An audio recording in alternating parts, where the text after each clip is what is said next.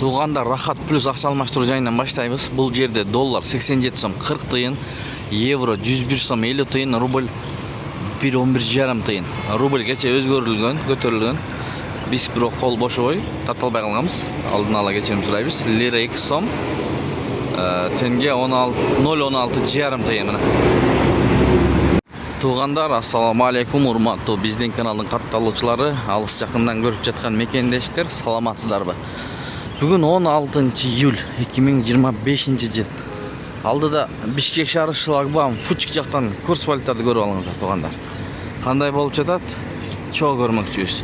Анда сиздер баягыдай эле бизди колдоп, тырс лайктардан басып көрүңүздөр. Анда эмесе кеттик. Айнар Голд доллар 87 сом 40 тыйын, евро 101 сом, рубль 112, юан 11 сом 50 тыйын, фунт 120 сом. Асия Мико доллар 87 сом 40 тыйын, евро 101 сом, рубль 111 туугандар мына. Көрүңүздөр. Ушул жерде фунт 120 сом экен.